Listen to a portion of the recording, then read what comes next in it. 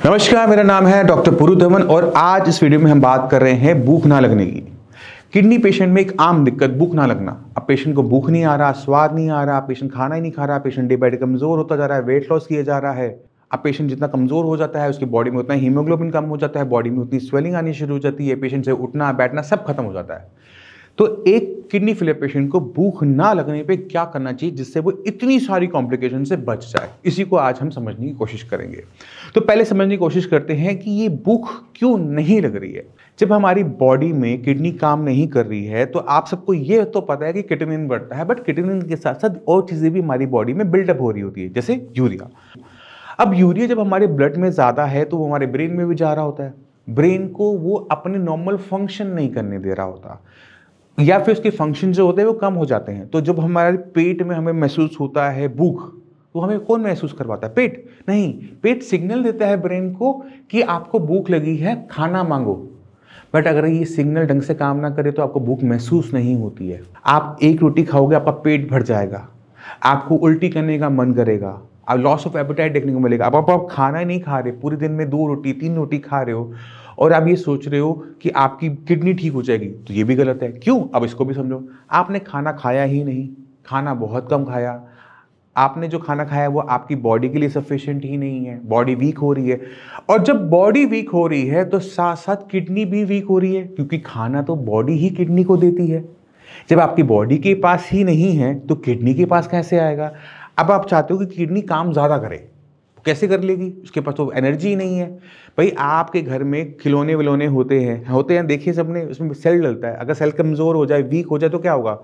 चलेगा? नहीं चलेगा, चलेगा तो स्लो चलेगा। तो आपने अपनी बॉडी के अंदर एनर्जी डालनी है जिससे किडनी की फंक्शनिंग बढ़े। बट ध्यान के रखना है कि खाना वो खाना है जिससे किडनी ना बढ़े, बट ऐसा नहीं है।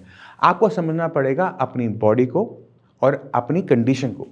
आपको सबसे पहला काम क्या करना है? अपनी बॉडी के यूरिया लेवल्स को डाउन करने की कोशिश करनी है, और आपने खाने पीने में वो ध्यान रखना है जिससे आपकी बॉडी में टॉक्सिक बिल्डअप ना हो, जिससे आपकी एपेटाइट खुलकर आए। तो हमें सबसे पहला काम ये करना पड़ता है कि मेडिसिन की हेल्प से ब्लड को क्लीन अप करना स्टार्ट करना पड़ता है। और जैसे ही आपका ब्लड थोड़ा सा भी 5-10% भी आपका क्लीन अप होना शुरू होगा तो क्या होगा? आपकी एकदम तेजी से भूख खुलनी शुरू होगी, पेट में मरोड़ उठने शुरू होंगे, खाना मांगना शुरू करोगे, और ये सबसे अच्छा साइन होता है और यहीं से पेशेंट की रिकवरी शुरू होती है। ये पहला सिम्टम है जो ये बताता है कि जो मेडिसिन मैं कर रहा हूँ, जो ट्रीटमेंट मैं कर रहा हूँ वो सही चल रहा है नहीं चल रहा। क्योंकि जैसे ही मैंने अपना खाना बढ़ाया, मेरी बॉडी में एनर्जी आई, मेरे पास एनर्जी आई तो मेरी किडनी के पास एनर्जी आई, किडनी के पास एनर्जी आई तो किडनी ने काम अच्छा किया, किडनी ने काम अच्छा किया तो क्रिएटिनिन यूरिया को बाहर ज़्यादा निकाला और मेरी condition day by day better होती चली गई। आपको अपनी जो ये खोई हुई क्षमता है खाना खाने की, इसको वापस लाने के लिए थोड़ी सी मेडिसिन करनी पड़ती है, और इसमें मैं किसी भी टाइप की मदद नहीं कर पाता। ठीक है? तो आप अपनी एपेटाइट को खोलो, किसी भी तरीके से खोलो, और अपने एपेटाइट जब आपकी खुल जाए, जब भूख खुल जाए, तो खाना क्या खा रहे हो ना, ये भी इंपॉर्टेंट है। क्योंकि अगर आपने घिया तोरी टिंडा ही खाना है तो इससे अच्छा है कि भूख ना खोलो। सच्ची बता रहा हूँ, क्योंकि अगर आप उसकी न्यूट्रिशन वैल्यू देखते हो तो वो बहुत कम है। ठीक है? उसमें सॉल्युबल फाइबर ज़्यादा है, इनसॉल्युबल फाइबर कम है। ठीक है? पेशेंट रोज वो बिना टेक्सचर का खाना खा रहा होता है तो उसको खाना सामने आता है, भूख खत्म हो जाती है। तो अगर आप अपनी भूख खोलना चाहते हो तो आपको वो खाना प्लेट में रखना होता है जो टेस्टी होता है। जैसे आप घर पे खाना दो रोटी खाते होगे, बट जैसे ही आप रेस्टोरेंट में पहुंचते थे तो आप तो 4 रोटी खा लिया करते थे। क्यों? क्योंकि खाना टेस्टी ज़्यादा लग रहा था। बट घर के खाने के अंदर भी कुछ चीज़ें ऐसी होती हैं जैसे जो पसंद होती है। जैसे आप एक रोटी खाते हो, बट आपको एक मेथी की रोटी दूंगा तो आप थोड़ी सी ज़्यादा खा लोगे, राइट? अब आप घर में एक प्लेन रोटी खाते हो, अगर मैं इस प्लेन रोटी के अंदर प्याज भर दूँ और उसे परांठे की तरह बना दूँ, तलूँ नहीं, तो थोड़ा सा ज़्यादा खा लोगे ना।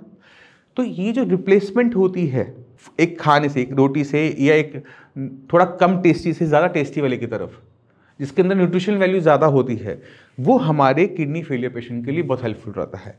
तो आपको अगर भूख नहीं लग रही है तो सबसे पहला काम है फ़ोन करना। जैसे ही भूख खुले खाना खाना शुरू करना, क्योंकि जैसे ही आपकी भूख खुलेगी खाना खाना शुरू करोगे, बॉडी में एनर्जी आनी शुरू हो जाएगी, आपका क्रिएटिनिन, यूरिया, जो आपकी जितनी भी दिक्कतें चल रही हैं, ब्लड की कमी, स्वेलिंग, सब जाना शुरू कर देगा। बट जो डाइट चार्ट या जो मैं देता हूँ उसको आपने स्ट्रिक्टली फॉलो करना है। चाय नहीं पीनी है, अब गर्मियाँ आ गई हैं, संतरा, मौसमी, कीनू, आम नहीं खाना है, गुड़ नहीं खाना है, सेंधा नमक अगर मैं बोलूँ तो ही खाना है, वरना वो भी नहीं खाना है। नमक आप नॉर्मल नमक खाओ बट सेंधा नमक नहीं खाओगे। तो छोटे छोटे परहेज होते हैं जिसको आपको अपने डाइट में डालना पड़ता है, अपने खाने पीने में बदलना करना पड़ता है, जिससे आपकी बॉडी लंबा टाइम बिना किसी वीकनेस के, बिना किसी कॉम्प्लिकेशन के सर्वाइव कर सके।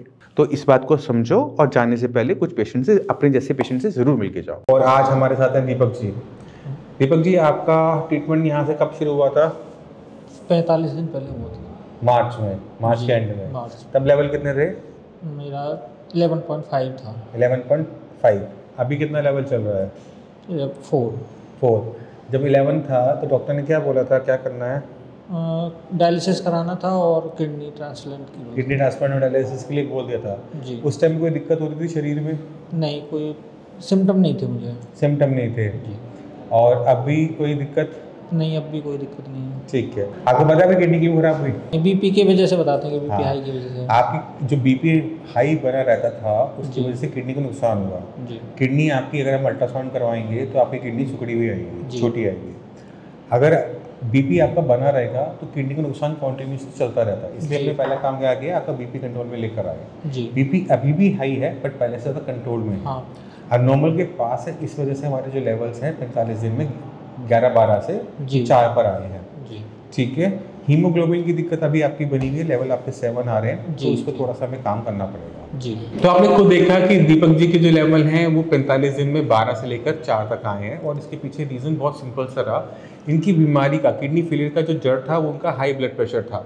अगर हम हाई ब्लड प्रेशर पे काम ना करते तो ये लेवल हमें डाउन होते हुए नजर ना आते। तो जितने भी किडनी फेलियर के पेशेंट हैं जिनकी किडनी बीपी से खराब हो रही है, शुगर से खराब हो रही है, तो उनको चाहिए कि सबसे पहले उस बीमारी पर काम करें जिसकी वजह से किडनी खराब हो रही है। अगर एक बार हम उस पर काम करना शुरू करते हैं तो किडनी लेवल बहुत स्पीड से डाउन होने शुरू हो जाते हैं, क्योंकि अब किडनी को वो माहौल मिल जाता है जिसमें किडनी अपने काम के फंक्शन को बढ़ा सके। ठीक है। अब जो छोटी मोटी दिक्कतें होती हैं, जैसे खून का ना बनना, खून जैसे आपका 7 पॉइंट चल रहा है, वो एक दिक्कत होती है। वो इसलिए हो रही होती है क्योंकि आपकी बॉडी में एरिथ्रोपोइटिन नहीं बन पा रहा, बन रहा है, कम बन रहा है। अगर एरिथ्रोपोइटिन ब्लड में कम हो जाता है तो खून बनना कम हो जाता है। अगर खून बनना कम हो जाएगा तो खून की वजह से दिक्कतें पैदा होती हैं, जैसे थकावट है, सांस का फूलना है। अभी आप कह रहे हो कोई दिक्कत नहीं है, बट सीढ़ियाँ चढ़ते होगे, उतरते होगे तो सांस फूल जाती है ना, वो होता है। अब ब्लड हमारा जितना होना चाहिए 10+ में रहना चाहिए। मैंने आपको एडवाइस कर दिया है, उसको आप शुरू करेंगे और नेक्स्ट मंथ तक आपका जो एरिथ्रोपोइटिन ब्लड का जो दिक्कत है वो भी सॉल्व हो जाएगा। ठीक है। तो मैं उम्मीद करता हूँ इस वीडियो से आप सीख गए, देख भी लिया कि बीपी से किस तरह से किडनी खराब होती है और अगर हमें ठीक करना है तो हमें कहाँ पर सबसे पहले काम करना चाहिए। फिर भी माइंड में कोई भी डाउट हो, कुछ भी पूछना चाहते हो, आप आ सकते हो, मिल सकते हो, डॉक्टर से भी बात कर सकते हो। इसी के साथ मैं चलने की आगे चाहूँगा। मिलते हैं अगली वीडियो में, तब तक के लिए नमस्कार।